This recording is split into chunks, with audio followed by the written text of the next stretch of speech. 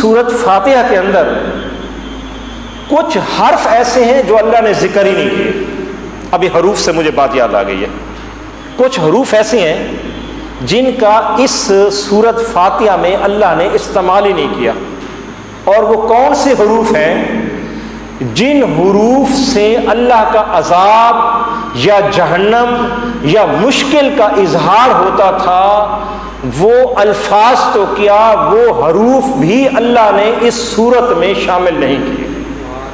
ابھی ذرا میری بات کو سمجھیں کہ یہ اتنی اللہ کی رحم والی صورت ہے، کرم والی اور رحیمیت والی، شفا والی اور بخشش و عطا والی صورت ہے کہ اس صورت کے اندر اللہ تعالیٰ نے ان حروف کا استعمال کرنا بھی بہتر نہیں گوارا کیا. اب وہ حروف کیا ہیں؟ سا، جیم، خا، زا، شین، وا اور فا. یہ 7 حروف ایسے ہیں جو اس سورۃ فاتحہ کے اندر نہیں ہیں.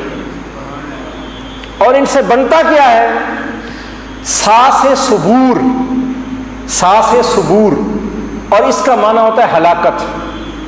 اللہ نے چونکہ اس سورت کو، ساری سورت کو رحمت بنایا ہے، اس لیے ہلاکت تو کیا، جو ہلاکت، جس حرف سے ہلاکت کا لفظ بنتا تھا اس سا کا بھی اس سورت میں ذکر نہیں کیا. سبحان اللہ.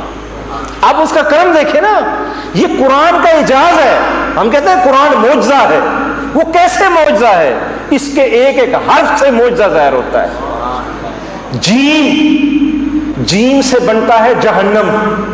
اللہ نے جیم کا ذکر ہی نہیں کیا، اللہ نے جیم کو ہی چھوڑ دیا.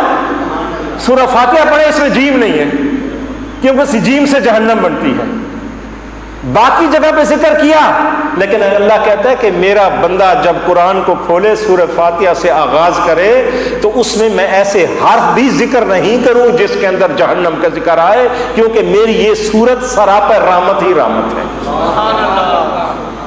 خا، خا کا بھی اس میں ذکر نہیں ہے. سورہ فاتحہ میں خا نہیں ہے.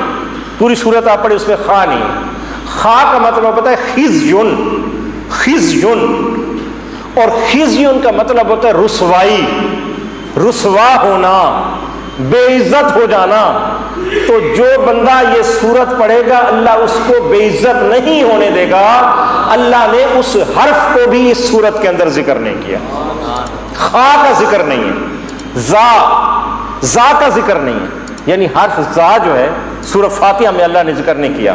زا زفیر اور زقوم کو کہتے ہیں.